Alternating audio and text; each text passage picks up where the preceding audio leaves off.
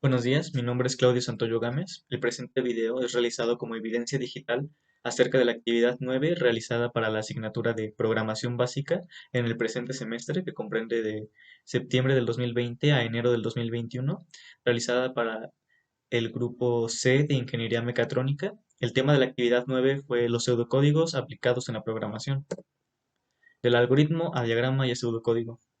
Antes de hablar directamente de pseudocódigos, hay que aclarar que los tres que se muestran aquí, que son el algoritmo principal, el diagrama y después el pseudocódigo, se deben de crear y generar en esta misma secuencia de primer algoritmo, después diagrama y por último pseudocódigo, antes de empezar a programar directamente.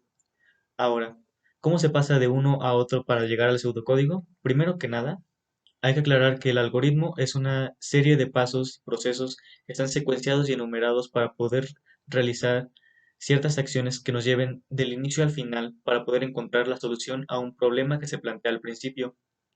El diagrama de flujo es la segunda parte que se viene antes de llegar a la programación, que es básicamente la forma visual o gráfica que se debe de emplear de cómo está estipulado el algoritmo. Me explico. Si en el algoritmo se plantea una sentencia o una acción, se debe de reflejar de forma visual y con palabras dentro del diagrama de flujo. El diagrama de flujo utiliza diferentes figuras y flechas para estipular cómo se va a seguir el flujo del programa que se elaborará más adelante, y de igual forma utiliza las sentencias que se estipulan en el algoritmo para reflejar qué es lo que deberá de hacer, y en base a lo que se estipule se utilizará una figura diferente que especificará qué es lo que se está haciendo en ese preciso momento.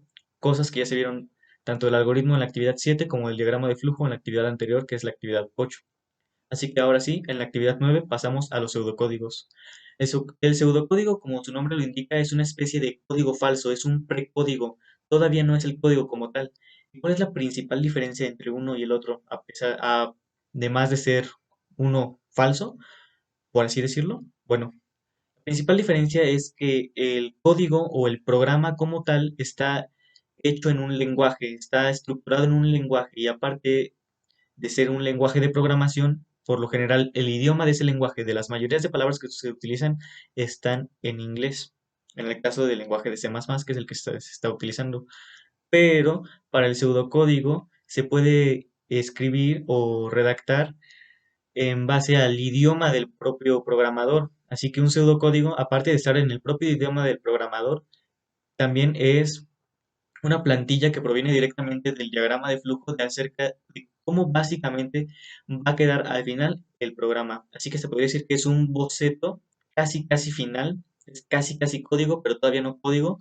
Es básicamente la primer forma y más cercana que tenemos antes de empezar a programar. Del pseudocódigo al programa. Este es un tema corto, así que vamos a explicar. Primero que nada, ¿cuáles son las principales diferencias aparte de las que ya expliqué?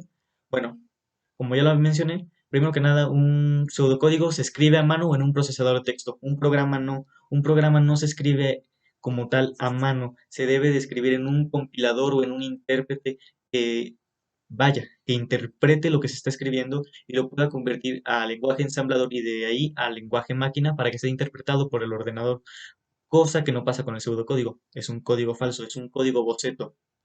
Pues llegamos al siguiente punto. No es ejecutable el pseudocódigo. ¿Por qué? Porque ni siquiera es código, es simplemente un boceto de lo que va a ser el código real. Mientras que el código real o el programa, claro que es ejecutable, siempre y cuando esté bien, desde luego. Siempre y cuando no tenga errores y siempre y cuando cumpla con lo que estamos buscando. Después, pues, como ya lo mencioné, está en el idioma del programador, el pseudocódigo. Está en español si hablamos español. Si alguien habla inglés, pues perfecto, está prácticamente teniendo un programa como tal, pero aún así no es un mero programa. Si alguien habla portugués, pues entonces hará su pseudocódigo en portugués, pero creo que se entiende la idea.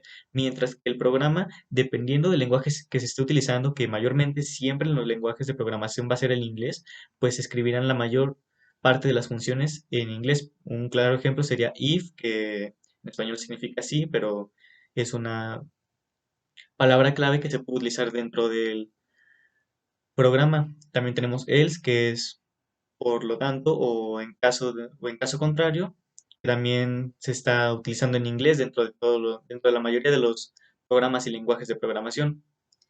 Y después tenemos el pseudocódigo, el cual, como ya lo mencioné en la anterior diapositiva, es lo que resulta del algoritmo y del diagrama de flujo. Es el tercer paso, es prácticamente, como ya lo mencioné varias veces, es casi llegar al código sin serlo.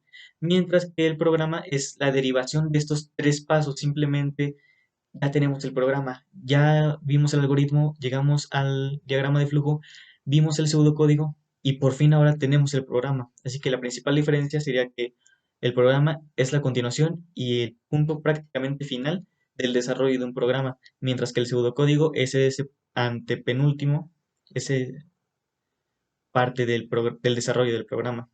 Son las principales diferencias entre el uno y el otro. Un segundo tema que se trató dentro de la actividad 9 fue el desarrollo histórico de los lenguajes estructurados. ¿Qué es un lenguaje estructurado? Primero que nada, un lenguaje estructurado ya se vio dentro de actividades pasadas. Un lenguaje estructurado es básicamente la forma en la que se escribe un código, un programa para darle un sentido, una estructura que sea más clara y más fácil de interpretar, dado que mientras más grande es un programa, más complejo es de entender.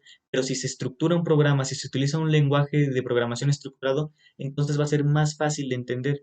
Pero, ¿qué contiene un programa y un lenguaje estructurado? Primero que nada, son las tres cosas que se ven ahí, que es la pragmática, la sintaxis y la semántica. ¿Qué significa cada uno de ellos? Vamos directamente con la sintaxis. La sintaxis nos indica cómo vamos a escribir las sentencias que el programa va a tener, las que le vamos a ingresar para que realice las acciones. Mientras que la semántica va a procurar que esas estipulaciones, que esas sentencias que estamos poniendo tengan un sentido, tengan un orden. Y después tenemos la pragmática, que va a ser la forma en la que esas sentencias, con esa sintaxis y esa semántica que ya tiene, van a ser interpretadas. Como por ejemplo, si yo pongo que una variable es entera y va a valer 5, ¿cómo será interpretado? Eso es básicamente la pragmática, el cómo va a interpretar el compilador o el lenguaje estructurado dicha sentencia escrita.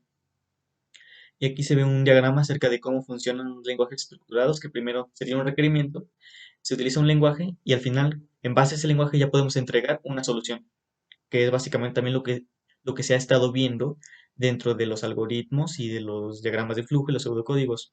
Damos un problema y en base a métodos y procedimientos llegamos a la solución. Pero ¿cómo surgen los lenguajes estructurados? Surgen en los 60, pero no son nombrados o utilizados hasta que llegan el IPTS o el Institute for Prospective Technology Studies, el cual buscaba darle una orientación a la programación para eficientar los métodos de programación, y es en ese momento en que se empieza a hacer énfasis en lenguajes estructurados. Y gracias a esto posteriormente empezaron a desarrollarse y a llegar nuevos lenguajes estructurados. Los primeros lenguajes estructurados y cómo surgieron. Tenemos, por ejemplo, a Pascal, que surge en el 70, y después tenemos al tipo C, del cual se ha estado hablando bastante en actividades anteriores para llegar al C++, surgió 2 años después, en el 72. Y después tenemos lenguajes estructurados que siguen vigentes a día de hoy con mucha fuerza, al igual que el lenguaje C++, pero que estos son específicamente estructurados, como Java, que surgió en el 90, o Python, que surgió inmediatamente un año después. Concluyendo con estos dos temas, también concluimos con la actividad 9. Estos fueron los temas que se trataron dentro de esta actividad y posteriormente, y conociendo ahora sí los algoritmos, los diagramas de flujo y los pseudocódigos, en la actividad 10 empezaremos a programar.